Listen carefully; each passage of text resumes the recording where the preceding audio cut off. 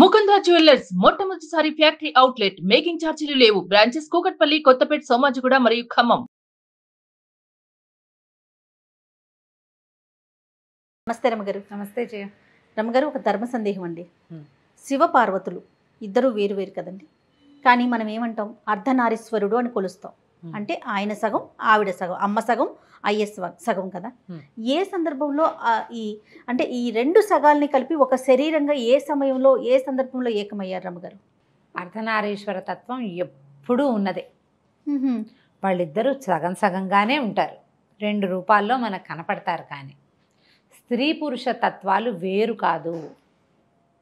ఒక స్త్రీలో పురుషతత్వం ఉంటుంది, పురుషుడిలో స్త్రీతత్వం ఉంటుంది. ఇది ఎప్పుడూ విడదీయలేం. ఒక అబ్బాయి, వాడిలో కొంత స్త్రీత్వము కొంత పుంసత్వము ఉంటాయి. ఒక అమ్మాయి, ఆ అమ్మాయిలో కూడా కొంత పురుషత్వము కొంత స్త్రీత్వము ఉంటుంది. సృష్టి ఇలాంటిది. ఎవరైనా ఇంతే. మనకి కుడి ఎడమ భాగాల్లో ఒకవైపుది బలంగా, ఒకవైపుది కొంత బలహీనంగా ఉంటుంది సహజంగా. అవును. స్త్రీ పురుషులు కూడా అంతే. దీనికి ప్రఖ్యాతమైన పురాణ గాథలు రెండు చెప్తారు. ఇది మొట్టమొదట బ్రహ్మదేవుడు, త్రిమూర్తులు ముగ్గురు అమ్మవారిలోంచి ఉద్భవించాక బ్రహ్మదేవుడిని సృష్టి చేయమని చెప్పారు. ఆయన ప్రపంచాన్నంతా సృజించేశాడు. బోర్డంతా అన్ని పురుష జీవాలే, చెట్లు చేమలు చాలా జీవితాన్ని సృష్టించాడు. సృష్టి చేశాక ఆయన డిస్సాటిస్ఫాక్షన్, ఆయనకి ఏదో సరిగ్గా చేయలేదనిపిస్తోంది. ఆయనకి మనం సృష్టి చేసామా, ఇది వృద్ధి అవటం ఎట్లా, ఎలా ఇది వృద్ధి అవుతుంది? మనం చేసిన బొమ్మలే ఉంటాయా? ప్రతిసారి నేనే చెయ్యాలా? దానంతట అది వృద్ధి కావాలి. ఎలా అవుతుంది వృద్ధి? ఆయనకి చాలా దుఃఖం వచ్చిందట. నేను బాగా చేయలేకపోయాను, దానంతట అది వృద్ధి పొందగలిగే జీవాన్ని నేను సృష్టించలేకపోయానని చాలా దుఃఖించాడు. అయితే ఆయనకి సదాశివుడు ప్రత్యక్షమయ్యాడు. ఈ సదాశివుడు ఎవరు? అమ్మవారితో కలిసి నిత్యము కలిసి ఉండేవాడు. మనం చూసే పరమేశ్వరుడు వేరు, సదాశివుడు వేరు. అయితే ఈ కనపడేసరికల్లా అది ఉమాదేవితో కలిసి ఒకే రూపంలో, ఒకవైపు స్త్రీ రూపము, ఒకవైపు పురుష రూపంతో ప్రత్యక్షమయ్యాడు. ఎడంవైపు స్త్రీ, కుడివైపు పురుషుడు, సమున్నతాకారుడు.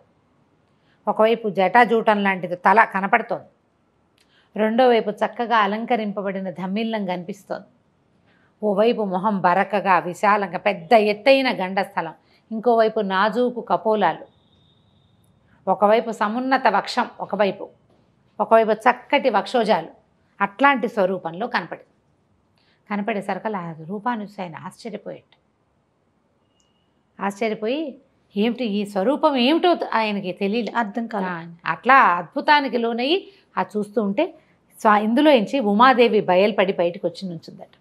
అమ్మవారు నుంచునేసరికల్లా ఆయన ఈ మహాద్భుత స్వరూపం ఏమిటి అని అడిగేసరికల్లా అప్పుడు పరమేశ్వరుడు ఏం చెప్పాడంటే ఉమాదేవికి, ఉమా, నీ నుంచి ఒక స్వరూపాన్ని సృజించు, బ్రహ్మకి సృష్టిలో సహాయం చేయాలి నువ్వు అంటే ఆమె కనుబొమ్మల మధ్యలో నుంచి ఒక కాంతి పుంజం బయటకు వచ్చిందట. ఆ పుంజం ఒక స్త్రీ రూపాన్ని దాల్చింది. దక్ష ప్రజాపతి కుమార్తెగా ఆమె జన్మించింది. ఆ కనపడిన స్త్రీ రూపం సతీదేవిగా. ఆమె వల్ల ప్రపంచంలో ఉన్న స్త్రీ జాతి ఉద్భవించింది. మొట్టమొదటి స్త్రీగా జన్మించినది సతీదేవి. ఆవిడ పార్వతీదేవి నుంచి జన్మించింది. ఆ తర్వాత నుంచి స్త్రీ జాతి మొదలైంది, స్త్రీతత్వం మొదలైంది. స్త్రీతత్వమే పునరుత్పత్తి, మాతృత్వమే స్త్రీతత్వం. ఇంకా రెండోది లేదు. తల్లి కాకపోతే స్త్రీ పనికిరాదనే భావన మనకి తరతరాలుగా ఎందుకు స్థిరపడిందంటే ప్రతి ఆడజీవి ఇంకొక జీవిని పుట్టిస్తుంది. అది అత్యంత సహజమైనది, దాని జీన్లో ఉంటుందన్నమాట. అది నువ్వు చూడు, ఒక 7-8 ఏళ్ల ఆడపిల్లలు కూడా ఓ చంటి పిల్లని చూసేసరికల్లా వాళ్ళ లాలించే విధానం ఒకటి తేడా ఉంటుంది. అవును. 15 ఏళ్ల మగపిల్లాడు, ఓ 20 ఏళ్ల వాడు తండ్రి అయినా వాడికి తండ్రి ఫీలింగ్స్ రావు. 14 ఏళ్ల పిల్ల తండ్రి అయినా చంటి బిడ్డని దక్కుని చేర్చుకుంటుంది ఆ పిల్లకి తెలిసిపోతుంది. అది ఆ స్త్రీత్వంలో ఉన్నదే మాతృత్వపు ఇది. దానికోసమే స్త్రీ జాతిని సృష్టించారు. తొలుత ఇట్లా ఉమాదేవి సహితంగా సదాశివుడు తీసుకున్న రూపం అర్ధనారీశ్వర స్వరూపం. స్త్రీ పురుషులిద్దరూ సమానమే. అప్పటి నుంచే ఏదైనా నిర్ణయం తీసుకున్నా, ఏదైనా ఆలోచన చేసినా, ఒక సంసారం అని, ఒక సంతానం అని, ఏదైనా సరే స్త్రీ పురుషులు సమానంగా వ్యవహరించాలనే భావం దేవతలే మనకు తెలియజేశారు. మనం స్త్రీ కొంచెం సమానమని, అంత కాదని, స్త్రీని అణగదొక్కి ఉంచాలని, అవకాశం ఇస్తే ఆమె పెచ్చు పెరిగిపోతుందని, ఆదిశక్తిలాగా మీద పడుతుందని, ఇలాంటి భావాల్లోకి వెళ్ళిపోతారు. వెళ్ళి ఈ తెలివి కలిగిన జాతి అయినటువంటి స్త్రీని అణిచి ఉంచడానికి అలవాటు పడ్డారు. ఈ తత్వాన్ని మనకి భగవంతుడే తెలియజేశాడు. అయితే ఈ అర్ధనారీశ్వర తత్వానికి ఇంకొక కథ కూడా చెప్తారు, ఇది కూడా ప్రఖ్యాతమైంది. పరమేశ్వరుని దగ్గర ఉన్న కింకొరలలో ఒకడు భృంగి, నంది, శృంగి, భృంగి పేర్లు వింటుంటాడు. అవును. భృంగి మహాశివ భక్తుడు. అయితే నిత్యం తను పొద్దుటిపూట అంటే ఉదయకాలంలో స్వామికి ప్రదక్షిణ చేయాలని కోరుకునేవాడు. కోరుకుంటే అమ్మవారిని పక్కకి తప్పుకోమనేవాడు. అమ్మవారికి అయ్యవారికి ఇద్దరికి ప్రదక్షిణ చేసేవాడు కాదు. నువ్వు తప్పుకో, నేను ఆయనకే ప్రదక్షిణ చేస్తా, శివుడే నా పరమదైవం. అమ్మ శివుడిలో భాగం అనేది అతనికి ఒప్పుకునేవాడు కాదు. వాళ్ళిద్దరికీ అభేదం. అప్పటికి అర్ధనారీశ్వర తత్వం కనపడలేదు, వీళ్ళకి తెలీదు. బ్రహ్మదేవుడు చూశాడు, భృంగి శృంగి చూడలేరు ఆ స్వరూపాన్ని, వాళ్ళిద్దరూ ఒకటే అని అర్థం కాక, అమ్మ నువ్వు తప్పుకుంటే నేను స్వామికి ప్రదక్షిణ చేస్తాను అనేసరికల్లా ఆవిడేం చేస్తుందట, ఆయన పరమేశ్వరుడు వీడు ఏం చేస్తాడో చూద్దామని పార్వతీదేవిని దగ్గరికి లాక్కుని ఒళ్ళో కూర్చోబెట్టుకున్నాడు. కూర్చోబెట్టుకుంటే అతను తటపటాయిస్తున్నాడు ఏం చెయ్యాలి అని. ఇంకా ఆయన ఇట్లా గట్టిగా దగ్గరికి లాక్కుని ఆమెను తనలో కలిపేసుకున్నట్టు. కలిపేసుకుంటే ఎడమ భాగం మొత్తం పార్వతిగాను, కుడి భాగం శివుడుగాను అయిపోయారు. అయితే ఈ భృంగి చిన్న కందిరిగగా భృంగంగా మారాడు. భృంగం అంటే అదే మన ఏమనాలి దాన్ని, తుమ్మెదగా మారి స్వామివారి కుడికాలు చుట్టుతానే ప్రదక్షిణ చేస్తున్నట్టు. కుడికాలే స్వామి, ఎడంకాలు అమ్మవారి కదా. కుడికాలు చుట్టుతా ప్రదక్షిణ చేస్తుంటే అప్పుడు ఆయన చెప్పాడట, ఈ ఒక కాలుకు నువ్వు ఏం చేసినా నీకు ముక్తి రాదు, విముక్తి కలగదు. నా స్వరూపం ఇది అని అప్పుడు చూపించాడనమాట. తన మొత్తం రూపంలో అమ్మ కలిసిపోయి ఉన్న స్వరూపాన్ని చూపించాడు. మొత్తం ప్రపంచం అంతా తెలుసుకుంది పరమేశ్వరుడు పార్వతి ఒకళ్ళ నుంచి ఒకళ్ళు వేరు కాదు. ఏ భార్యాభర్త కూడా ఒకళ్ళ నుంచి ఒకళ్ళు వేరుగా ఉండకూడదు, అట్లా కలిసి ఉండాలి.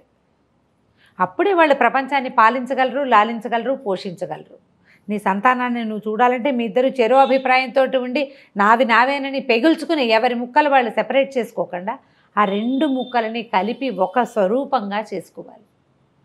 ఆయనకి ఎక్కువైంది నీకు దగ్గర తగ్గించుకో, నీ దగ్గర ఎక్కువైంది ఆయన తగ్గించుకుంటాడు. ఈ భావాన్ని ప్రపంచానికి తెలియజేయటమే అర్ధనారీశ్వర తత్వం యొక్క ఉపయోగం, దాని ప్రయోజనం అది. ఎప్పుడు స్త్రీ శక్తి కానీ శివుడు కానీ సెపరేట్ కాదు, వేరు కాదు. శివశక్తుల సమన్వయమే ఈ ప్రపంచం, అంతే. అన్ని విషయాల్లోనూ అంతే. అందుకని మనకేం చెప్తారంటే పెద్దవాళ్ళు, అర్ధనారీశ్వర స్తోత్రం ఒకటి ఉంది, అర్ధనారీశ్వర అష్టకం. ఎంత బాగుంటుందో అసలు, ఒక్కొక్క శ్లోకం పరమాద్భుతంగా ఉంటుంది. ఆయనేమో అలా తెల్లగా ఉంటాడు, ఈవిడ పచ్చగా ఉంటుంది. అయినా కూడా వాళ్ళిద్దరికీ నమస్కరిస్తాం మనం. ఆయన అట్లా, కానీ వీళ్ళిద్దరు కలిసి ఉంటారు. చాంపేయ గౌరార్థ శరీరకాయ, కర్పూర గౌరార్థ శరీరకాయ, ధమ్మిల్లకాయ చ జటాధరాయ, నమ శివాయ చ నమ శివాయ అని. ఆయన శివుడు, ఆవిడ శివాని. రుద్రుడైతే రుద్రాణి, భవుడైతే భవాని. ఇంతే. అసలు ఎంత అద్భుతంగా ఉంటాయో ఆ స్తోత్రం కనుక రెగ్యులర్గా చదువుకుంటే, నిత్యపారాయణ ప్రాక్టీస్ చేస్తే సంసారంలో గొడవలే రావు. కంపాటబిలిటీ లేదనే మాట వస్తుంటుంది మనకి. అసలు కంపాటబిలిటీ లేకపోవడం అనేదే ఉండదు. నువ్వు కలిసి ఉండాలనుకోవాలి, మనసుకి బుద్ధి దాన్ని సరి చేసుకోవాలి. దాన్ని సరి చేసుకోవాలంటే రెండు వేరు తత్వాలకి ప్రతీకలైన శివశక్తులు రెండు ఎలా కలిసి ఉన్నారు వాళ్ళిద్దరూ అని ఆ స్తోత్రానికి అర్థం కనుక మనం అర్థం చేసుకున్నామా, ఆటోమేటిక్గా అర్థమవుతుంది మనకి ప్రపంచంలో సర్దుకోవటం ఎట్లా అని. అదే అర్ధనారీశ్వర తత్వం. నమస్తే. నమస్తే జయ.